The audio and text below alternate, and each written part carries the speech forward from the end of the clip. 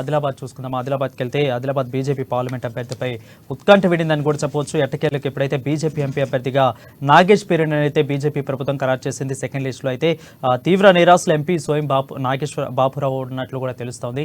దీని మీద పూర్తి అప్డేట్స్ మా రీజనల్ కోఆర్డినేటర్ సత్యనారాయణ అందిస్తారు. సత్యనారాయణ చెప్పండి. Varun, good evening. అయితే ఇప్పటి నుంచో ఉన్నటువంటి ఒక ఉత్కంఠ అయితే వీడిపోయింది. అంటే ఇక్కడ ఆదిలాబాద్ ఎంపీ స్థానానికి సంబంధించి బీజేపీ అభ్యర్థి ఎవరు అనేటటువంటి ఒక ఉత్కంఠకైతే నిన్నటితో తెరపడింది. దాదాపుగా ఈ స్థానం కోసం బీజేపీలో ఎన్నడూ లేని విధంగా 45 మంది, అంటే ఒక హాఫ్ సెంచరీకి చేరువైనట్టుగా మనం భావించవచ్చు. అంతమంది కూడా ఇక్కడ టికెట్ కోసం అయితే అప్లై చేసుకున్నారు. చివరికి రీసెంట్ గా పార్టీలో చేరినటువంటి మాజీ ఎంపీ బోధకు చెందినటువంటి ఒక గుడం నగేష్ కి ఆ టికెట్ దక్కడం అనేటటువంటిది ఇక్కడ ఉన్నటువంటి ఒక కొంతమంది శ్రేణుల్లో అయితే జీర్ణించుకోలేకపోతున్నారు. ఎందుకంటే ముందు నుంచి కూడా ఆ టికెట్ పై ఎన్నో ఆశలు పెట్టుకున్న నాయకులు ఉన్నారు.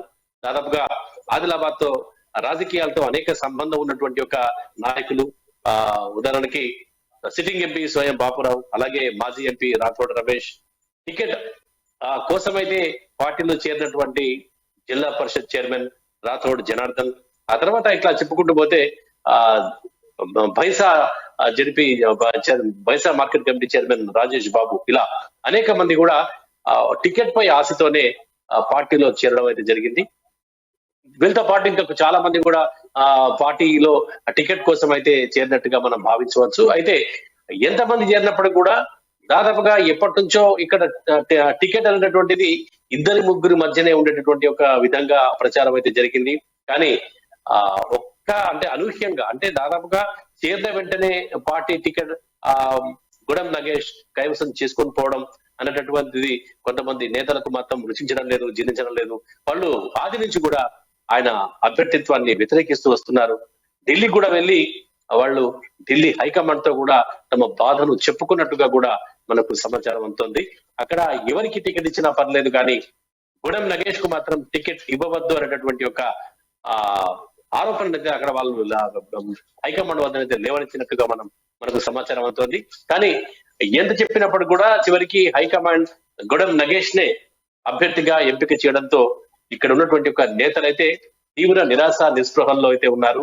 అయితే మనకు అందుతున్న సమాచారం ప్రకారం ఇప్పటికీ కొంతమంది నేతలు అసంతృప్తితో రగిలిపోతుంటే, మరికొంతమంది మాత్రం ఇక పార్టీలో ఉండి లాభం లేదు, ఎందుకంటే అసలు వ్యతిరేకంగా పనిచేస్తామని చెప్పినాడు కూడా పార్టీ పట్టించుకోకపోవడం పట్ల అసంతృప్తి వ్యక్తం చేస్తూ త్వరలో మూకుమ్మడిగా రాజీనామాలు చేసి యోచనలో కూడా ఉన్నట్టుగా మనకు సమాచారం అవుతుంది. ఇప్పటికే రమేష్ రాథోడ్ అయితే అనుచర వర్గం, అంటే నాయకులకి అలాంటి ఆలోచన లేకపోయినా వారి కింది, అంటే వారినే నమ్ముకుని ఎన్నాళ్ళుగానో ఒక అవకాశం కోసం ఎదురు చూస్తున్నటువంటి ఒక ద్వితీయ శ్రేణి నేతలైతే, అంటే తమ నమ్ముకున్న నాయకుడు, తమ నేత గనక ఎంపీగా గెలిస్తే తమ బతుకులు కూడా బాగుపడతాయి, మారుతాయి అనేటటువంటి ఒక ఆలోచనతో, ఆశతో కింది క్యాడర్ అయితే ఆ నాయకుడి వద్ద పనిచేస్తూ ఉంటారు. అలాంటి సందర్భంలో నాయకుడికి టికెట్ దక్కకపోవడంతో ఆ కింది క్యాడర్ అయితే నిరాశలో ఉన్నారు, నిస్పృహలో ఉన్నారు. అభిమాన గణమంతా కూడా ఖచ్చితంగా ఆ పార్టీ మారాలి అనేటటువంటి ఒక నిర్ణయాన్ని నేతలతో పంచుకున్నట్టుగా మనకు సమాచారం అవుతుంది. నిన్న ఎప్పుడైతే ఈ ప్రకటన వెలువడ్డ వెంటనే రాథోడ్ రమేష్ కరీంనగర్ లో, ఆ సమయానికి ఆయన కరీంనగర్ లో ఉన్నారు. కానీ ఎప్పుడైతే ఈ యొక్క విషయం, అంటే ఇక్కడ అభ్యర్థి ఎంపీ నగేష్ అనే విషయం బయటపడ్డ తర్వాత వెంటనే ఆయన హైదరాబాద్ కు వెళ్ళినట్టుగా మనకు సమాచారం అవుతుంది. ఇక్కడ నుంచి కొంతమంది ముఖ్య నేతలు కూడా హైదరాబాద్ కు చేరుకొని ఆయనతో భేటీ అయి ఈ యొక్క నిర్ణయంపై ఆలోచిస్తున్నట్టుగా సమాచారం అవుతోంది. ఓవరాల్ గా చూస్తే ఇక్కడ ఉన్నటువంటి యొక్క దాదాపుగా టికెట్ పై ఆశలు పెట్టుకున్న 45 మంది నేతలైతే అందులో కొందరు సానుకూలంగా ఉన్నప్పటికీ కొంతమంది మాత్రం, అంటే ప్రధానంగా ఒక 4-5 నేతలు మాత్రం ఈయన అభ్యర్థిత్వాన్ని అయితే తీవ్రంగా వ్యతిరేకిస్తున్నారు. మరి ఇలాంటి వ్యతిరేకతను మూట కట్టుకొని ఇక్కడ ఉన్నటువంటి యొక్క బీజేపీ అభ్యర్థి మరి ఎలా ముందుకు సాగుతారు, మరి మున్ముందు అందరితో కలుపుకొని పోతారా, తిరిగి వాళ్ళంతా కలిసి పార్టీ నిర్ణయానికి కట్టుబడి అభ్యర్థి గెలుపు కోసం పనిచేస్తారా, లేదంటే పార్టీని వీడి మరి పార్టీకి కొంతమేర నష్టాన్ని కలిగించేటటువంటి ఒక ఆలోచన ఏదైతే ఉందా అనేటటువంటిది మనం వేచి చూడాల్సినటువంటి ఒక పరిస్థితి. ఒకవేళ కనుక అదే జరిగింది, ఒకవేళ ఏవైతే ప్రధానమైనటువంటి ఒక నేతలు ఉన్నారో, ఈ పార్టీ టికెట్ కోసం ఆశ పెట్టుకున్నటువంటి నేతలు, ప్రధాన నేతలు ఉన్నారో, వాళ్ళు కనుక పార్టీని విడిచి ఒకవేళ వేరే పార్టీలోకి వెళ్ళి టికెట్ తెచ్చుకున్నా తెచ్చుకోకపోయినా వేరే పార్టీలోకి వెళ్ళడం కనుక జరిగితే వారు మాత్రమే వెళ్ళరు, వారి వెంట ఉన్నటువంటి ఒక అభిమానులు, ఆ తర్వాత కొంతమంది ముఖ్య అనుచరులు, అలాగే ద్వితీయ శ్రేణి నేతలు కూడా వారి బాటలోనే పయనించేటటువంటి ఒక అవకాశం అయితే సుస్పష్టంగా కనబడుతుంది. ఇదే కనుక జరిగితే పార్టీకి కొంతమేర నష్టం జరిగేటటువంటి ఒక అవకాశం అయితే కనబడుతుంది. అయితే ఇది మాత్రం దీన్నైతే కదా, ఎందుకంటే ఆదిలాబాద్ ఎంపీ పరిధిలో ఉన్నటువంటి ఆదిలాబాద్ పార్లమెంట్ పరిధిలో ఉన్నటువంటి ఒక అసెంబ్లీ సీట్లలో 4 సీట్లు గెలిచింది కాబట్టి ఎమ్మెల్యేలు అయితే తమ అభ్యర్థిని గెలిపించుకుంటామనే ధీమాతో అయితే ఉన్నారు. కానీ ఎందుకంటే ఎంపీ అనేటటువంటిది ఏదైతే ఉందో పార్టీ పరంగా ఎక్కువగా ఓట్లు పడే అవకాశం ఉంటుంది. ఎందుకంటే నాయకుడి ఆ తర్వాత లక్ష్యం అంటే నాయకుడికి ఒక ప్రత్యేకత ఉన్నప్పటికీ కూడా అంటే ఓవరాల్ గా చూస్తే కనుక పార్టీ గుర్తుపైనే నేత గెలిచేటటువంటి ఒక అవకాశం ఎక్కువగా ఉంటుంది కాబట్టి ఈ పార్లమెంట్ నియోజకవర్గంలో అయితే అది బీజేపీకి కొంత మేర అనుకూలించే అంశంగా, ఎందుకంటే కేంద్రంలో అధికారంలో ఉంది, అలాగే ఇక్కడ ఉన్నటువంటి ఒక పార్లమెంట్ పరిధిలో 4 అసెంబ్లీ సీట్లు గెలిచింది.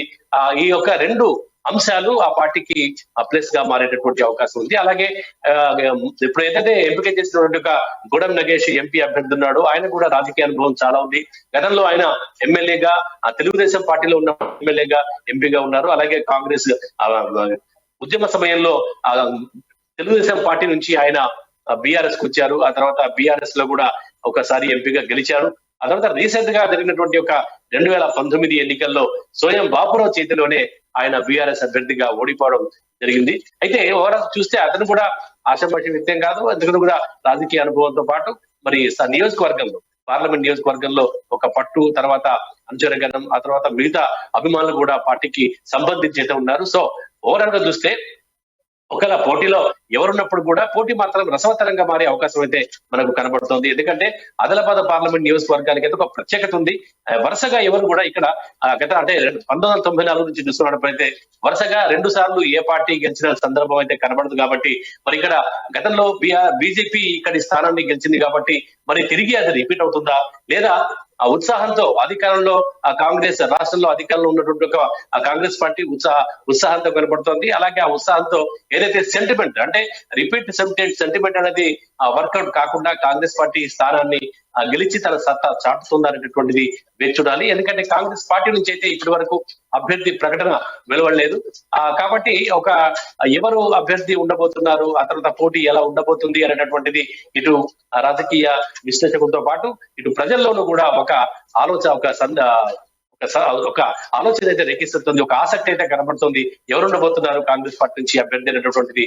కాబట్టి ఇక కాంగ్రెస్ పార్టీ కనుక ఇక్కడ ఒక గట్టి అభ్యర్థి ఉన్నట్టయితే అంటే ఇప్పుడు గూడెం నగేష్ కి ధీటుగా పోటీని ఎదుర్కొనేటటువంటి ఒక అభ్యర్థి కాంగ్రెస్ పార్టీ నుంచి ఒక గట్టి అభ్యర్థి, బలమైనటువంటి అభ్యర్థి, అనేక సామాజిక అంశాలతో పాటు కనుక ఉన్నట్లయితే ఖచ్చితంగా ఆ పోటీ ద్వితీయ అంటే 2 వర్గాలు అంటే విముఖంగా మారేటటువంటి ఒక అవకాశం ఆదిలాబాద్ పార్లమెంట్ నియోజకవర్గానికి సంబంధించి కనబడుతోంది. సో అది జరిగితే కనుక ఖచ్చితంగా ఈ యొక్క పోటీ అంటే ఇద్దరికి ఇటు కాంగ్రెస్ కు అటు బీజేపీకి ఇద్దరు కూడా ఇక్కడ గెలుపుకు సమాన అవకాశాలు ఉన్నాయి. ఎందుకంటే 2 పార్టీలకు కూడా ఆదిలాబాద్ పార్లమెంట్ నియోజకవర్గంలో క్యాడర్ ఉంది, నేతలు ఉన్నారు, ఓట్ బ్యాంక్ ఉంది. కాబట్టి ఇవన్నీ పరిగణలోకి తీసుకుంటే ఖచ్చితంగా ఈ వచ్చేటటువంటి ఒక పార్లమెంట్ ఎన్నికలకు ఈ ఆదిలాబాద్ నియోజకవర్గం ఒక ఆసక్తికర రాజకీయ పరిస్థితిని కనిపించేటటువంటి ఒక అవకాశం అయితే కనబడుతోంది. వరుణ్ రైట్. అయితే అంటే వీళ్ళు అసంతృప్తి వ్యక్తం చేస్తున్నారు సోయం బాపురావు యొక్క నేతలందరూ కూడా తెలుస్తుంది. అయితే మూకుముడిగా రాజీనామాలకు సిద్ధమవుతున్నట్లయితే తెలుస్తుంది. అంటే వీళ్ళ కార్యాచరణ ఏ విధంగా ఉంది అంటే రాజీనామా చేస్తున్నారు అంటే బీజేపీ అధిష్టానం వీళ్ళ బుజ్జగించే ప్రయత్నంలో ఉందా, ఎందుకంటే ఆదిలాబాద్లో ఎక్కువగా కాంగ్రెస్ గాలి వీస్తుంది. ఇప్పుడు వీళ్ళు ఏమన్నా కాంగ్రెస్ పార్టీకి వీళ్ళ ఆలోచనలు ఉన్నట్లు తెలుస్తుందా, కాంగ్రెస్ నేతలు ఏమన్నా వీళ్ళని కలిసి ఆలోచనలు ఉన్నట్లు తెలుస్తా ఉందా సత్యనారాయణ? అయితే ప్రత్యేకంగా నేతలు బహిర్గతం కాకపోయినప్పటికీ కూడా అంటే తాము పార్టీ వీడుతున్నట్టు లేదంటే హైకమాండ్ వాళ్ళని బుజ్జగిస్తున్నట్టు బయటికి నేతలు స్పష్టంగా చెప్పకపోయినప్పటికీ కూడా ఒక రకమైన ప్రచారం అయితే జరుగుతోంది. ఎందుకంటే ద్వితీయ శ్రేణి నేతలు లేదంటే వారి దగ్గర ఉన్నటువంటి ఒక అభిమానులు లేదంటే వారికి అత్యంత సన్నిహితుల దగ్గర ఉన్నటువంటి ఒక వారి మాటల్ని బట్టి వారి యొక్క ఆలోచనలు మనకు అర్థమవుతుంటాయి. అదే విధంగా బయట ప్రచారం కూడా జరుగుతోంది. ఎప్పుడైతే ఈ యొక్క టికెట్ పై అయితే వీళ్ళు పూర్తిగా ఆశలు పెట్టుకున్నారు కాబట్టి మరి ఆశలు అడియాసలు అయ్యాయి. ఎందుకంటే గతంలో స్వయం బాపురావు కూడా సిట్టింగ్ ఎంపీ స్వయం బాపురావు కూడా గతంలో తనకు టికెట్ రాకపోతే తన దారి తాను చూసుకుంటారన్నటువంటి ఒక సందర్భంలో ప్రెస్ మీట్ లో కూడా చెప్పడం జరిగింది. అదేవిధంగా నాయకులతో ఇక తన క్యాడర్ తో కూడా తాను పోటీలో ఉంటాను, ఖచ్చితంగా పోటీ చేస్తాను అనేటటువంటి ఒక కూడా నాయకుడి నుంచి వెలువడ్డట్టుగా నేతలు చెప్తున్నారు. అదేవిధంగా క్యాడర్ కూడా అదే కోరుకుంది. తమ నేత ఖచ్చితంగా పోటీలో ఉంటేనే బాగుంటుంది అనేటువంటి ఆలోచనని క్యాడర్ కూడా ఆశించింది. సో దాన్ని బట్టి అదే ఉద్దేశంగా ఖచ్చితంగా ఈ ఎవరైతే టికెట్ కోసం పోరాడినటువంటి ఒక రాథోడ్ రమేష్, లేదంటే రాథోడ్ జనార్దన్, అలాగే సోయం బాపురావు, తర్వాత ఇతరత్ర నేతలు ఎవరైతే ఉన్నారో వాళ్ళందరూ కూడా టికెట్ రాకపోవడంతో ఒక రకమైనటువంటి ఒక ఆందోళనలో అలాగే నిరాశలో ఉన్నారు. రేపు వారు పార్టీ మారినా కూడా ఆశ్చర్యపోవాల్సినటువంటి అవసరం అయితే లేదు. ఎందుకంటే ఏ పార్టీకి, ఎందుకంటే రాజకీయాల్లో పార్టీలు మారడం, కండువాలు మార్చేయడం అనేటటువంటిది అత్యంత సులభమైనటువంటి ఒక పద్ధతి కాబట్టి ఎవరైనా పార్టీలు మారచ్చు, ఎక్కడికైనా పోవచ్చు. రాజకీయ నాయకులకు అలాంటి ఉంది కాబట్టి ఖచ్చితంగా ఈ పొద్దున వాళ్ళ కనుక టికెట్ రాకపోయినట్టయితే, లేదంటే వేరే పార్టీ నుంచి ఆఫర్ కనుక వచ్చినట్టయితే ఖచ్చితంగా వాళ్ళైతే పార్టీ మారే అవకాశం అయితే కనపడుతుంది. ఇదే విధంగా ప్రచారం అయితే నియోజకవర్గంలో అంతటా కూడా ఇది బలంగా సాగుతోంది. వాళ్ళు సత్యనారాయణ ఫర్ ది అప్డేట్.